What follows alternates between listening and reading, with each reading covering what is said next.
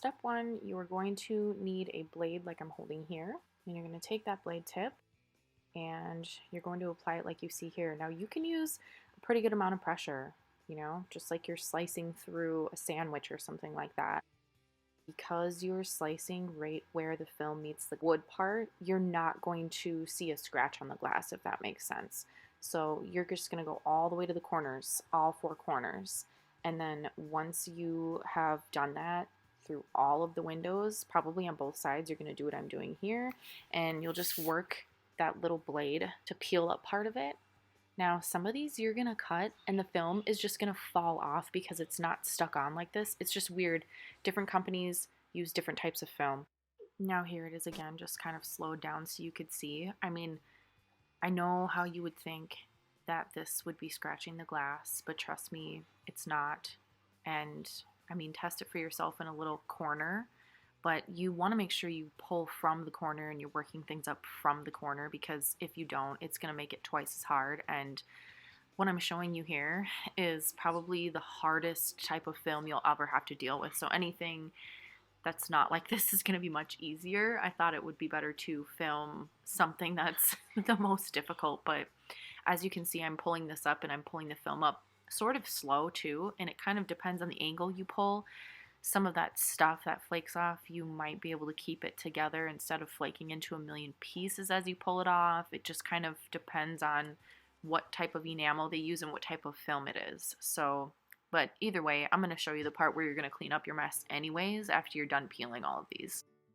And then just one more time with reiterating how you do this and peeling it up from the corner and getting it pulled up enough so that you can get your hands underneath it, and then you can pull slowly. If you try to pull fast, you're just going to keep tearing off little pieces and it's going to take you forever. So just try and adopt that as much as possible.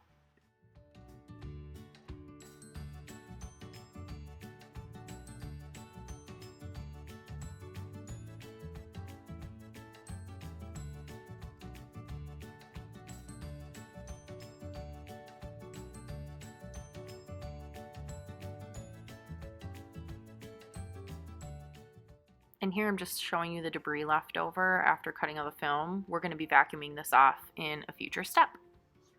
And here's the typical mess you can expect to see after you pull all of the film up. And you're definitely going to want to attack this right away before moving on. So you're going to see that here. All of the big pieces, you're just going to want to shove in garbage bags. And then we went ahead and also swept up after that.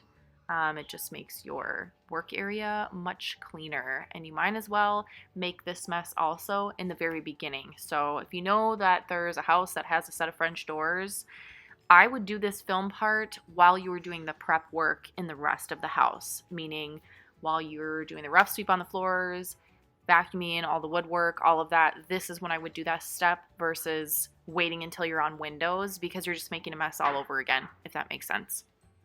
All right, and then your next step is to vacuum. So you're going to take your shop vac tool with your brush tool.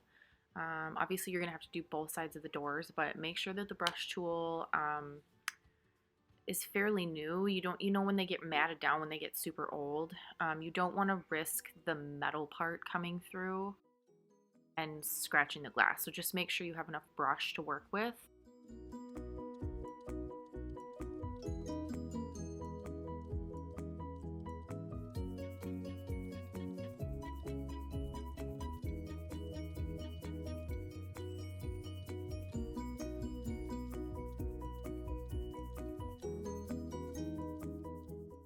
Okay, and then your next step is to wash everything. So you want to make sure that you wash all the white wood too. However, the main part we're going to be detailing here is the glass. So you can see that I'm taking the blade. Make sure your blade is fresh. Make sure that it is wet. Make sure that the glass is wet and soapy, and then you should be fine.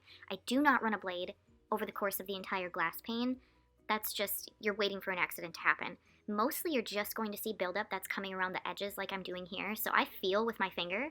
You can feel with your fingers if you feel any debris on the glass. And then just where you're feeling debris, that's the only place that you're going to use the blade. And honestly, I chose to forego even using steel wool because it was just going to waste more time than just going at it with the blade.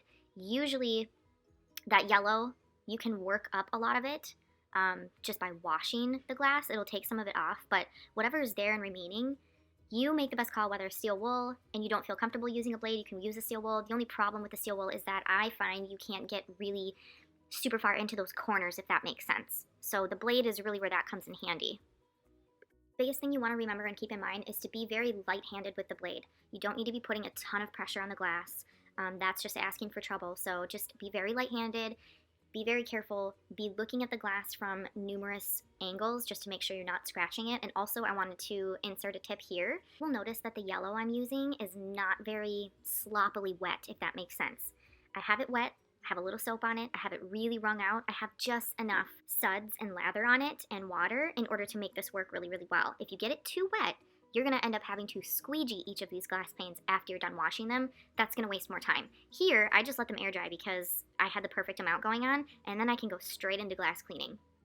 If you squeegee, that's an extra step, and then also, you're going to have to wipe up the slop that it creates as it drips, so that's also another step. So this saves a little bit of time doing it that way.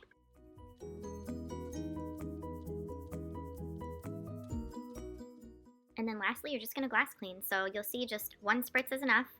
And then you're going to get it worked in on the rag. You're using a white terry cloth just like you would for any other glass. And then you're noticing how far into the corners that I'm going.